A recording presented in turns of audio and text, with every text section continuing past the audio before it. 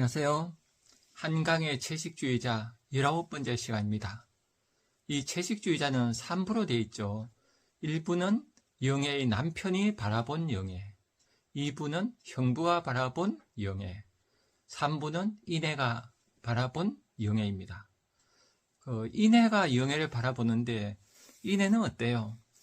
인애에 대해서 인애의 목소리 우리 한번 들어보죠. 인애는 이렇게 과거를 해상해요. 온순하나 고지식해 아버지의 비위를 맞추지 못하던 영애는 어떤 저항도 하지 않았고 다만 그 모든 것을 뼛속까지 받아들였을 것이다. 이제 그녀는 안다. 그때 맞달려서 실천했던 자신의 성실함은 조숙함이 아니라 비겁함이었다는 것을, 다만 생존의 한 방식이었을 뿐임을. 참 슬픈 이야기죠. 우리가 인애는 장녀잖아요. 우리 보통 장녀는 이렇게 조숙하게 일찍 성숙한다는 얘기예요. 아우 맞달답다고. 근데 아이 입장에는 어때요? 아이는 아이다워야 되죠. 근데 어른처럼 행동하게 돼서 어른들이 볼 때는 참 믿음직한 맞달로 보이지만은, 그렇게 자란 인애는 어때요? 나중에 어른이 되어서 그죠, 상당한 고통을 겪죠. 이런 말 있잖아요. 나폴레옹이 한 얘기죠. 불행은 언젠가 잘못 보낸 시간의 보복이다. 그죠? 인애가 어린 시절에 이렇게 조숙하게 아이답지 않게 보냈으면 그 대가는 반드시 받게 돼 있어요. 그래서 우리가 희망은 과거에 있다, 이런 말이 있죠. 우리가 인생을 살아갈 때 미래에 희망이 있다고 생각하지만 사실은 과거에 있어요. 내 지나간 과거를 잘 되돌아보고 그 과거 문제가 잘 풀려야지 현재에 앞으로 나갈 수 있죠. 그래서 미래를 꿈을 꿀 수가 있어요. 그래서 인애가 과거를 이제 되돌아보는 이야기는 굉장히 중요하죠. 자신의 과거를 성찰한다는 거, 이게 가장 중요하죠.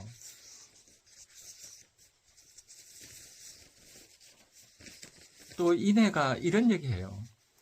자신에 대해서 얘기하는 거죠. 그녀는 자신이 선량한 인간임을 믿었으며 그 믿음대로 누구에게도 피해를 주지 않았나, 성실했고 나름대로 성공했으며 언제까지나 그럴 것이었다. 그러나 이해할 수 없는 일이었다. 그 후락한 가건물과 웃자란 풀들 앞에서 그녀는 단 한 번도 살아본 적 없는 어린아이에 불과했다. 그죠? 그러니까 인애는 항상 세상에 맞춰 살았죠. 맞춰 살면 어떤가 하면은 이렇게 살아있다는 느낌이 안 들어요.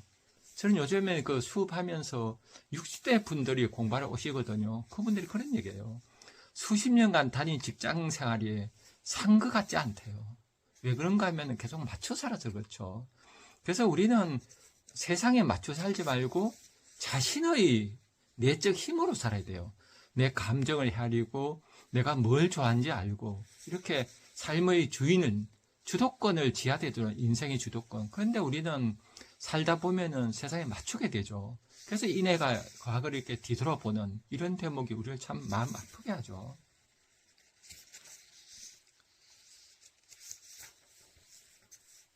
또 인애가 이렇게 해요.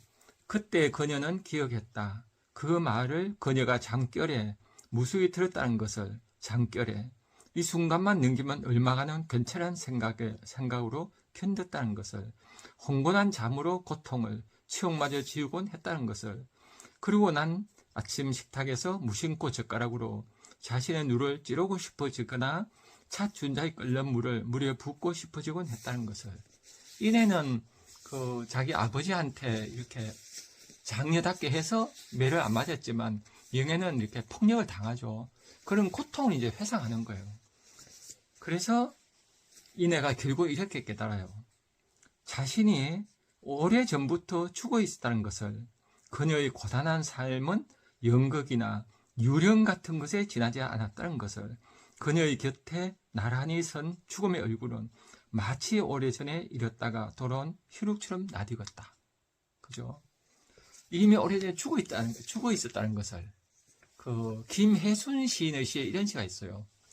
그는 죽은 줄도 모르고 바람처럼 달려갔다. 그죠? 우리 보통 사람이 그렇죠. 아침에 일어나서 막 뛰어나게 출근을 해요, 바쁘게. 그러나 그는 이미 죽어 있다는 거죠. 그래서 이런 시들을 우리가 읽으면서 우리의 삶을 되돌아봐야 되죠.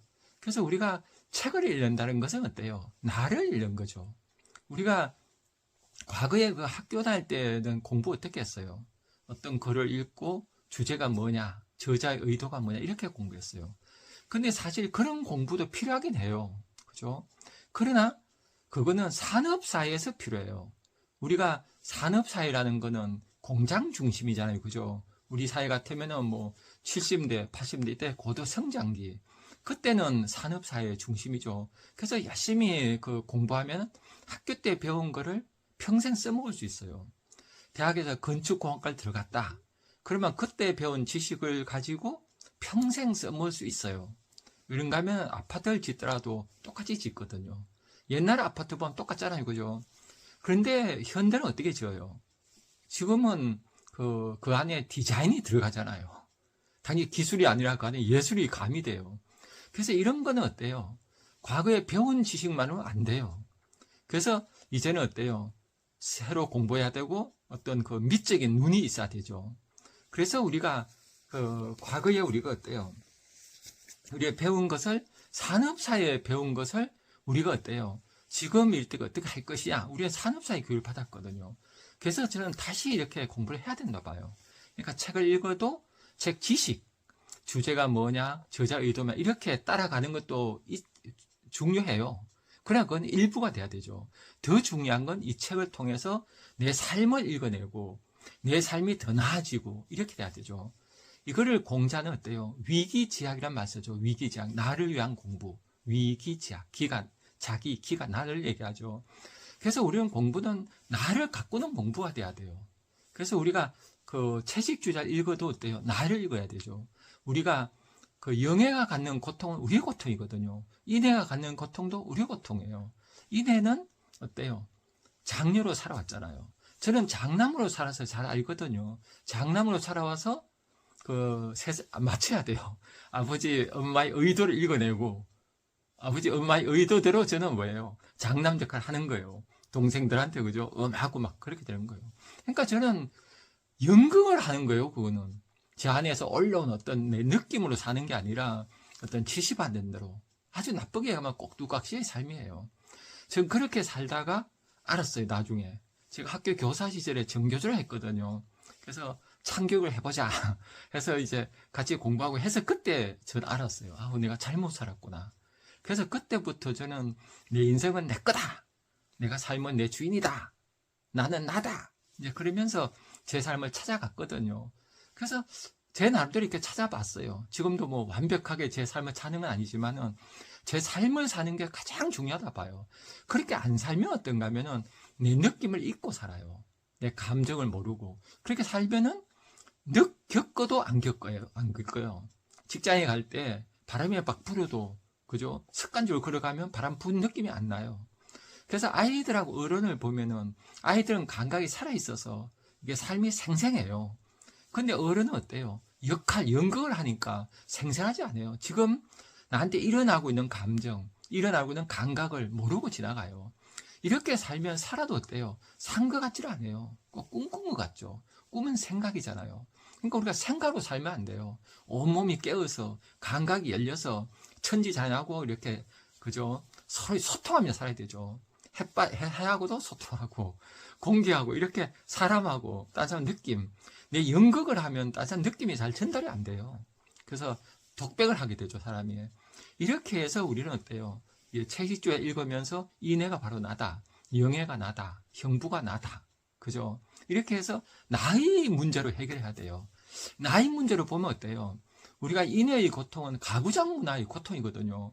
가부장 문화에서 살았기 때문에 장녀는 장녀답게 살아야 되고 그러다 보니까 계속 영의 마음을 모르죠. 동생 마음을.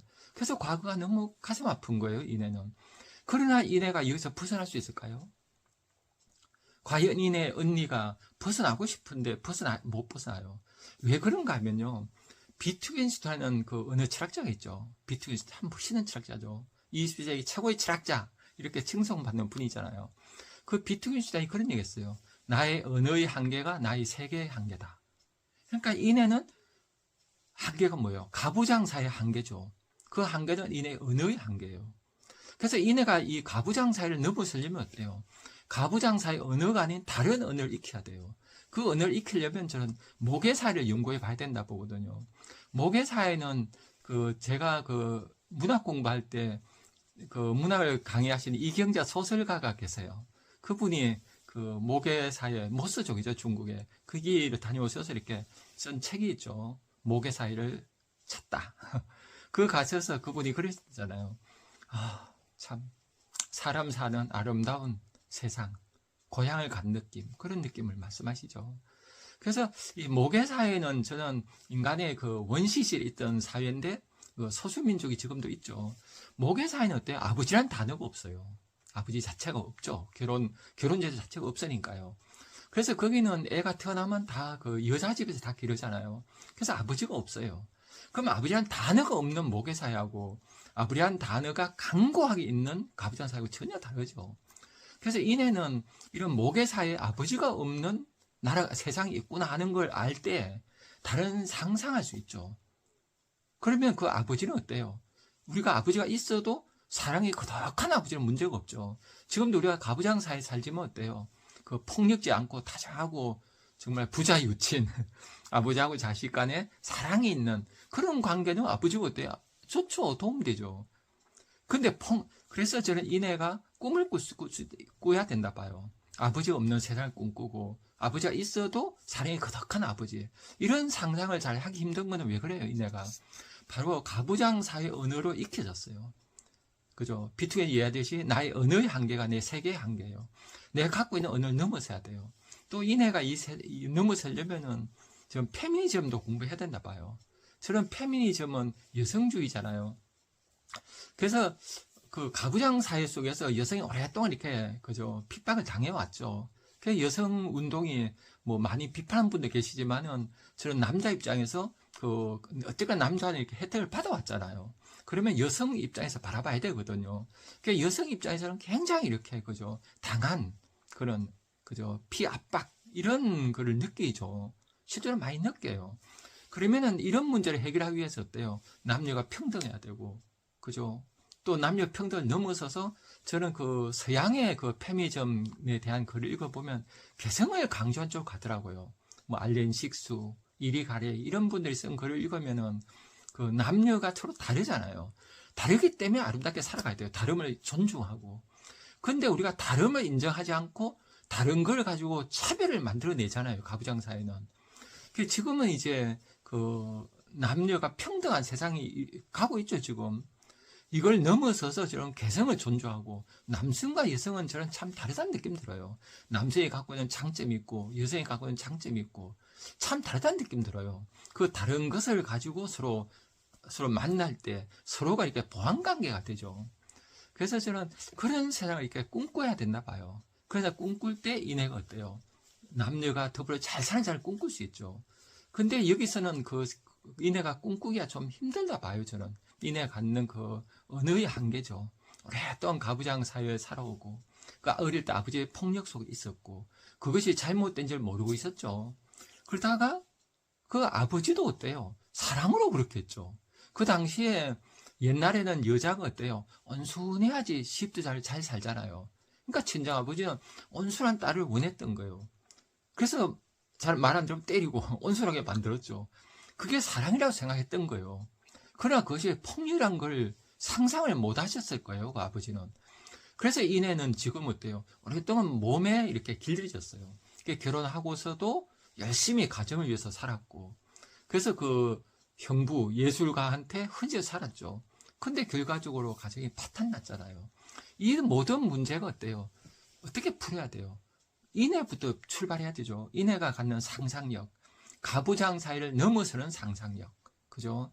이 가부장 사회는 남성 중심이잖아요. 근데 앞으로는 어때요? 남자, 여자, 누가 더 위에 있는 게 아니라 서로 사랑으로 만날 수 있는 사랑 가득한 평등한 세상. 그런 가정을 이제 꿈꿀 수 있는 거, 이런 거를 꿈꿔야 되죠. 그래서 저는 이 가부장 사회를 꿈꿔야 되는데, 넘어서는 꿈을 꿔야 되는데, 여기서 찬방에 되는 것은 지식이라는 생각 들어요. 우리가 이 채식주의자를 공부할 때도 어때요? 최초자 읽으면서 영예와 그죠? 인의 아픔을 읽어내면서 형부의 입장에서 또 읽어보고 그러면서 각자의 한계들 읽으면서 그때 우리의 한계를 봐야 되는데 우리는 과거에 어떻게 공부했어요? 산업사회식 공부를 해왔죠. 계속 외우고. 지금 우리 사회도 어때요? 지식 위주 공부예요. 그죠? 지식을 많이 외워서 저는 그 고등학교에 가서 인문학 강의를 했었거든요. 강의해서 보면은 이건 인문학이 아니에요. 학교에서는 그 논술 문제라고 연결되잖아요. 인문학도. 근데 이 논술 문제가 우리나라 논술 문제는 답이 있어요. 논술 문제는 답이 없어야 되거든요. 저는 전에 그 호주에 다니는 중3 아이를 이렇게 그 메일을 주고받은 적이 있거든요. 저한테 공부를 하신 분의 아드님이 거기 중3이었는데 그거는 문제가 이런 문제가 나와요. 논술 문제에. 그 수학하고 윤리를 연결지어서 너의 생각을 쓰라 그래요. 그러니까 항상 너의 생각이 중요한 거예요. 근데 우리 한 논술 문제는 어때요? 나의 생각이 아니라 지식을 가지고 이렇게 배치를 해요. 어떻게, 그죠? 내 생각은 거의 없어요. 내 생각이 있지만 그건 어때요? 어떤 보편적인 생각이 이제 되죠. 그래서 우리 한 논술 문제는 답이 있어요. 저 답이 없어야 돼요. 나만의 생각을 쓸 수 있어야 되는데 우리는 나만의 생각을 이렇게 그런 훈련을 못 받았어요. 그러다 보니까 체주자 읽어도 어떤 지식을 가지고 그죠. 이 체주자 안에 뭐 신화적 요소가 있다. 뭐 가부장 요소가 있다. 뭐 이런 식으로 자꾸 그 분석하거든요. 이런 식 공부는 저는 안 좋다고 봐요. 여기서 우리가 중요한 건 내 삶이거든요. 채식주의자가 아니라 내 삶이죠. 채식주의자 읽으면서 나를 읽고 그리고 세상을 읽어서 내가 어떻게 잘 살아야 할까? 이거 찾아내야죠. 그러면 저는 우리 안에 있는 가부장 요소 이거를 성찰해야 된다 봐요. 내 안에 얼마나 그냥 뼛속까지 스며든 가부장 문화. 참 힘들죠. 저도 가부장 사회 속에 살아와서 오랫동안 또한 가부장 문화 몸에 배 있어요. 그래서 이게 쉽게 떨쳐지지 않아요. 그래서 이런 그 몸에 배인 지식, 그러니까 지식을 많이 배우는 건 저는 이거라 봐요. 우리가 그 음식을 먹을 때 어때요? 필요하지 않은 과잉 영양 섭취하는 거 똑같아요. 엄청난 지식을 체주에 읽으면서 체주의 지식을 막 얻잖아요. 뭐가 분석하고 막 그렇게 읽으면은 지식은 가득 들어와요. 지식을 아는 즐거움. 또 알아서 어때요? 우리가 장식이 되잖아요. 아, 이런 거 알아. 그죠? 그리고 어디 가서 또 뻐길 수도 있고 이렇게 되거든요. 이래 되면은 내 삶은 황폐화돼요. 내 삶은 없고 지식만 이렇게 장식품이 돼서 아름다운 액세서리가 되잖아요. 그래서 그런 독서법이 아니라 책을 읽으면서 내 삶을 높이는 공부, 내 삶을 가꾸는 공부가 돼야 된다 봐요. 그래서 여기서 저는 우리가 가부장사를 읽어내야 된다 봐요. 그러면 읽어내서 왜 이내는 동생을 사랑하는데 못 도와주잖아요. 그죠? 왜요? 정말 사랑은 아무나 하나 그렇죠. 사랑은 능력이 있어야 되죠. 그러니까 능력이 있으려면 내 언어가 바뀌어야 돼요. 가부장사의 언어를 가지고는 어때요? 가부장이 넘어서도 못 봐요. 우리는 제대로 보려면 밖에서 봐야 보이거든요. 근데 언어가 다른 언어를 가져야지 이게 보여요. 그죠? 죽은 시인의 사회에 나오죠. 위에서 보면 다르게 보인다고. 그러니까 우리가 이 가부장 사회에서 살면은 이게 안 보여요. 위에 올라가야 되는데 올라가려면 그게 언어죠. 새로운 언어를 익히는 거. 그래서 저는 모계사에 대한 책도 읽고 페미니즘에 관한 글도 읽고 이렇게 해서 내 삶을 청찰하고 그럴 때 저는 이내가 벗어날 수 있다는 생각이 들어요. 그래서 우리가 폭력이란 건 어때요? 언어가 가는 폭력이죠. 우리가 뭐 흔히 가부장 사회고 우리 사회도 지금도 예를 들면 중학교 그러면 저희 부천 사회거든요. 부천 중학교는 남자예요. 부천 여자 중학교만 여자 중학교잖아요. 왜 여자는 여자의 글자를 붙여요? 이런 언어를 익히다 보면 자기도 모르게 가부장 사회에 젖어버리는 거예요. 언어 때문에. 언어가 우리 사고를 지배하죠. 그래서 우리가 이 한 세상을 벗어나는 거는 언어가 파괴돼야 되죠. 예. 그러면 여기까지 말씀드리고요. 다음 시간에 또 뵙겠습니다. 감사합니다.